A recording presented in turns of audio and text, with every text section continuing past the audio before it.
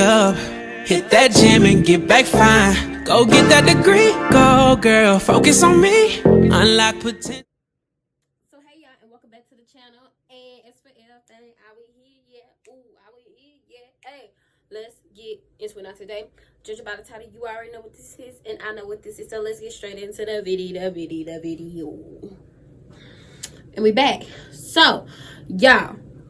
So judging by the title, I'm going to be talking about, I'm going to give you some tips on moving into your first apartment, your first mobile home, your first anything like that, okay? So I've had 3 different places before since I was 18. So about to be 23. And I've done all that on my own. Because period. Anyway, I worked 2 jobs in college. Yeah, I did this on, yeah.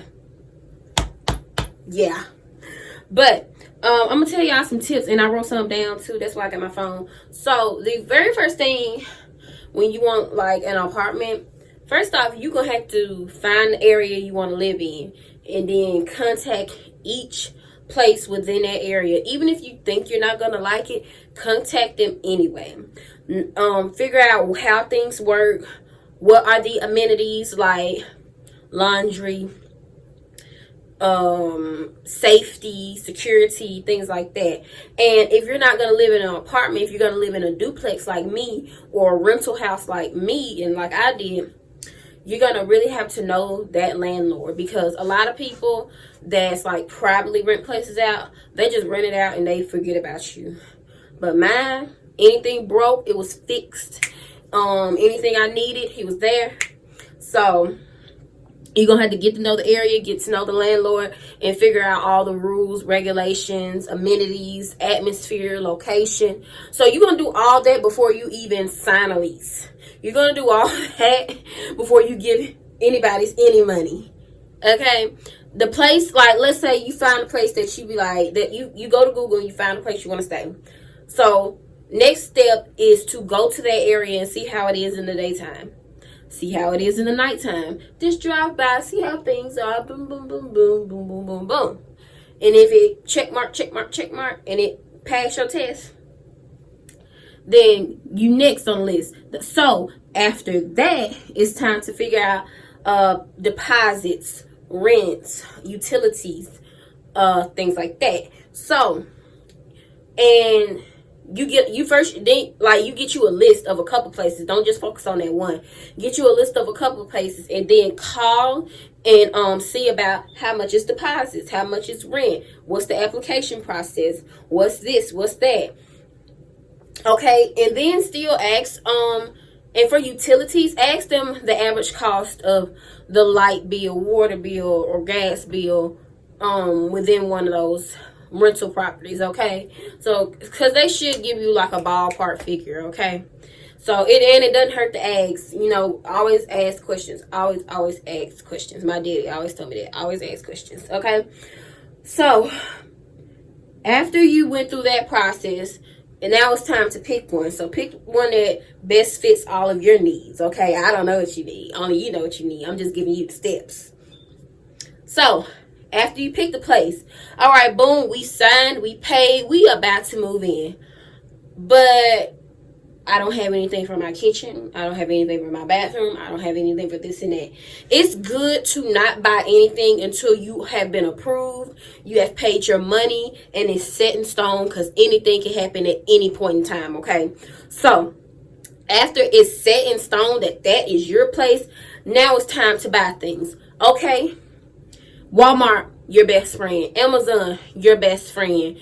Where I'm from, we have like a lot of discount stores. So just find a discount store where in your area and get things like that. Okay.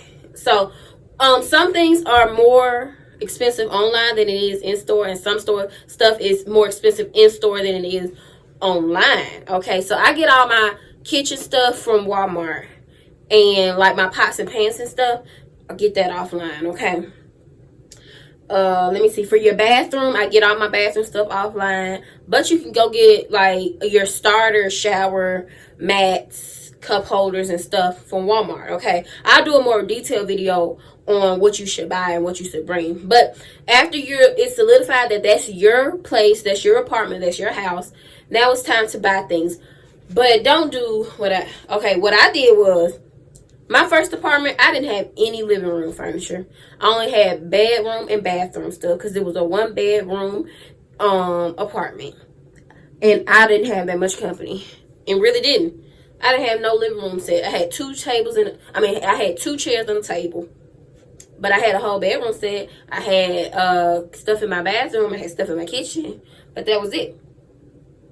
Okay? But my second place, I had completed it. And then when I got my house, of course, I had completely furnished my house. So, there's that. So, really, that's all you need to do. Just don't buy a whole bunch of things at one time. Buy things as you go. Buy all the necessities when you first move in, okay? Do not buy all this stuff at once, and then what if you don't even like it no more? What if you want to change the color scheme? What if it doesn't fit in the place? What if this and that? You'll know the things you need as you're living there, okay? Things like, every house is different. Every apartment is different. Things that you'll buy for this apartment, you probably wouldn't buy for this one, okay? So, give yourself some time, live in there for a minute, and the things you need, you'll buy as you go. Okay? Okay. Also, I want to touch on this, and this is going to be a quick video, but I did want to touch on this. When you have an apartment, when you're paying rent, when you have consistent bills, this is how I do it. So if you get paid bi-weekly, every 2 weeks, this is how I do it. My first check all goes to my bills. This is depending on how much you make. This is depending on if you have other side hustles and things like that. So my first check for the month goes straight to bills right off top, straight to expenses right off top. I don't buy nothing else. I don't do nothing else with that. But my second check goes straight to checking and savings. Okay? You're going to have to, when you have consistent high bills, you're going to have to budget. You're going to have to manage. You can't be like, rent coming up. Dang, I don't get paid till after rent due. Then you should have had some money in your savings or your checking account to cover it. Because you don't want to be the person that's always late paying rent. Trust me when I tell you, people that rent out places, they know everybody else in the area that rent out. And if once you leave that place and try to go to another, they ain't probably going to want you because they heard you don't never pay your rent on time. Promise you. So, my last thing, please have a budget. Please have I write down all of my bills for the month because every month is different. Some bills are more than others. Some I have new bills, then I have some bills that I don't have no more. It's crazy. So, beginning of every month, write all my bills out, how much I think they're going to be. Like, you have your bills that you know how much they are. Then you have your bills like it fluctuates. But just put a guess amount and then do whatever you have to do in order to make enough money to cover those. And then anything else is extra, like going out, eating, family, friends, children, stuff like that. Okay? And you should be good. All right? Okay, you guys. So if this helped you in any way, please let me know down below. Also, make sure you leave me a comment, okay? Leave me a comment because I like to talk back, so y'all need to talk to me, okay?